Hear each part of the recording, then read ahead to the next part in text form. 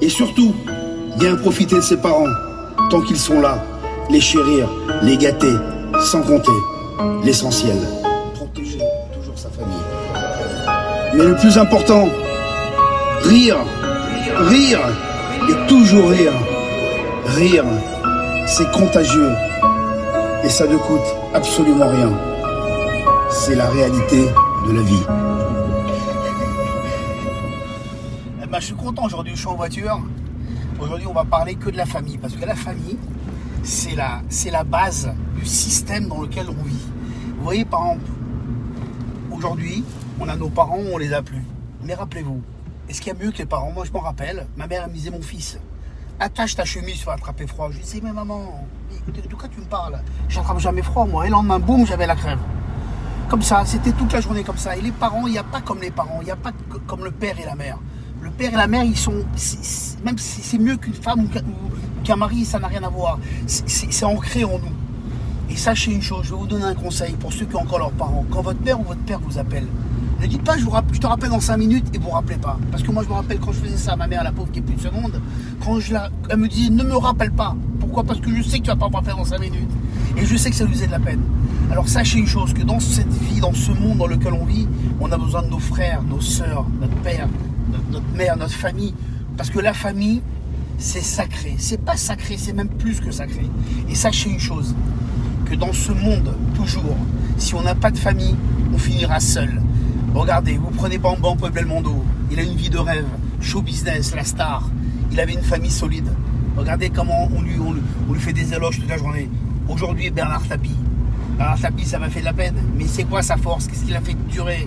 C'est sa femme, ses enfants, son fils, sa fille. C'était exceptionnel. Et regardez les gens dans le show business, comme je parlais la semaine dernière de l'orgueil. Tous ceux qui sont divorcés, qui ont jeté leur femme ou qui ont quitté pour une autre, eh ben, ils ont tous dans le baba. Pourquoi? Parce qu'à la fin, ils n'ont plus de famille, ils n'ont rien. Moi, je connais quelqu'un qui ne parle plus à ses 3 filles pour de l'argent. Pourquoi? Pour une histoire de malentendu, pour une histoire bête. Eh ben, tout ça dans la vie, à la fin, on paye l'addition. Donc, pourquoi je voulais vous parler de ça aujourd'hui, tous les amis auditeurs qui m'écoutent, c'est parce que j'ai une importance terrible pour les parents. Vous savez, moi, je suis pied noir. Et les pieds noirs, vous savez, de l'Afrique du Nord, on est très proche de nos parents. Vous savez, il y a des choses, des fois je voyais ma mère, elle était prête à enfoncer mon père pour que nous on soit bien. Vous savez, des fois on mangeait comme ça à table, et ma mère, quand j'avais un fruit qui était un petit peu périmé, elle me disait donne-le à ton père, c'est pas grave, il aime ça. Un jour il y avait un yaourt, je le vois, il était périmé, d'un jour on me dit donne-le à ton père, il aime ça. Du pain rassis, donne-le à ton père, il aime ça, je vous donne du bon pain à toi. Mon père un jour il dit dites-moi, je peux pas manger moi un pain sympathique, je peux pas manger une banane qui est pas rassis, je peux pas manger. Ma mère dit mais dis-moi toi, qu'est-ce que tu connais, d'où tu viens? Toi tu viens d'Afrique du Nord. Mon père dit alors, ma mère disait d'abord les enfants, après on verra, même si nous on est intoxiqués, c'est pas grave. Vous voyez cette force c'est unique. Donc ce que je voulais vous dire aujourd'hui, c'est simplement vous parler de ceux qui ont une famille restée soudée. Ne vous fâchez pas ni avec votre frère, ni avec votre mère, ni avec votre sœur, parce que tout ça, ça sert à rien. Et souvent, quand ces gens disparaissent, on regrette. Quand ils sont malades, on regrette. Mais quand on regrette, c'est trop tard. Voilà.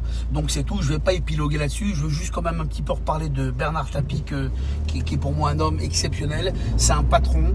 Il a tout fait dans sa vie. Il a eu 1000 vies. Ok, là je conduis, donc je ne peux pas regarder en même temps la caméra. Donc j'espère que vous ne m'en voulez pas si je ne regarde pas dans les yeux. Mais par contre, il a eu 1000 vies. Il a tout fait, il a vendu des balances, il a acheté Adidas, il a acheté les pilerons d'air, il a sauvé des emplois. Mais ce pays-là, de merde, excusez-moi le terme, quand ils sont arrivés là-dedans, ils n'aiment pas les patrons. C'est comme si demain vous avez une entreprise, des chefs d'entreprise, et il y a un employé qui est plus fort que vous. En général, il saute, il ne reste pas. Et ben c'est exactement le même cas de Tapie. Tapie, il était surdoué. C'était un homme dans les affaires où il n'y a personne qui a pu arriver à son niveau. C'était un mec exceptionnel. Et voilà, à la fin, comment il a tenu, ils ont tellement contrarié, parce que vous savez une chose, quand on touche 450 bâtons que l'État vous donne, quelle est la personne dans ce monde qui va les rendre? Donc il pouvait l'attaquer toute la journée. Au bout de 2 ans, il avait déjà le temps de dilapider son argent. Il a un cerveau quand même beaucoup plus au-dessus de tous les présidents de la République. Malheureusement, il a fait la politique, c'est pas grave. Mais à la fin, qu'est-ce qu'on remarque? Regardez comment ces enfants, ils parlent de leur père. Comment Laurent Tapie, Stéphane Tapie parlent de leur père, c'est magnifique. Donc restez toujours fidèle à votre famille. Voilà. Maintenant là je vais m'arrêter parce que je vais quand même faire la petite chronique de presse. Mais aujourd'hui la petite chronique de presse, elle va pas être comme d'habitude.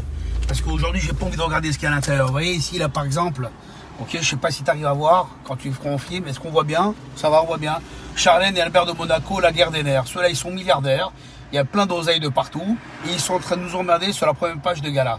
Meghan et Harry, pareil, c'est la même merde. Vous voyez, hop, je passe par la fenêtre, j'irai les chercher tout à l'heure, parce que je supporte plus. Vous voyez, VSD, Zemmour, l'étrange monsieur Zemmour. Pourquoi l'étrange? Parce qu'il dit ce qu'il pense.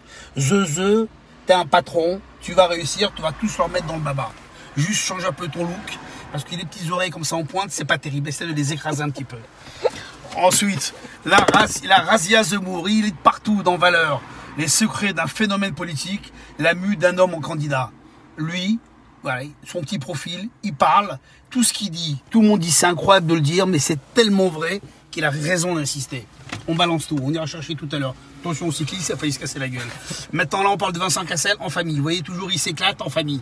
C'est pas un mec qui va s'éclater tout seul. S'il a pas ses enfants avec lui, toute sa famille, il s'en sortira pas. Il a divorcé, mais il a vite refait sa vie, malgré tout. Il a pris un peu de vent par contre. Hein. Et Harry et Meghan, toujours angoissés, ils veulent retourner bien sûr vers leur pays, ils hésitent, ils sont comme des fous parce que la monarchie c'est bien beau, mais c'est à un moment donné, il faut retourner à sa place parce que les millions ils partent vite. Hein.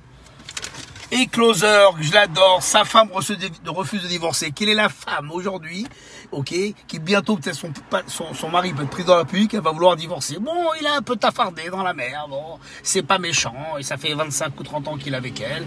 Bon, c'est pas une grande bombe atomique, mais bon, ceci étant, c'est pas grave, bon voilà, elle est là au téléphone, alors chérie ou tété, ou elle doit se mettre sur sa gueule toute la journée. Voilà, et maintenant on va parler de Sylvie Vartan, enfin la vraie femme de Johnny Hallyday, on parle pas de Laetitia Hallyday, hein. Et Johnny pour la vie, à l'intérieur il y a plein de choses magnifiques, pareil match je vous le conseille, voilà. Et maintenant, il y a Cyril Hanouna qui s'y met, conseil secret de Macron, c'est quand même très rigolo, non? Voilà, maintenant, Juan Carlos à l'intérieur aussi de ce magazine, j'ai pas envie de l'ouvrir aujourd'hui parce que j'ai voulu beaucoup parler de Bernard Tapie et j'attends que la presse Bernard Tapie sorte pour qu'on puisse bien commenter. Mais Juan Carlos, il s'est sauvé de l'Espagne, il a mis les femmes, l'oseille, le pouvoir. Bon, bah comme tout le monde, hein, il n'y a rien de spécial. Hein. Voilà. Hop, on balance. Et je vous aime et à bientôt.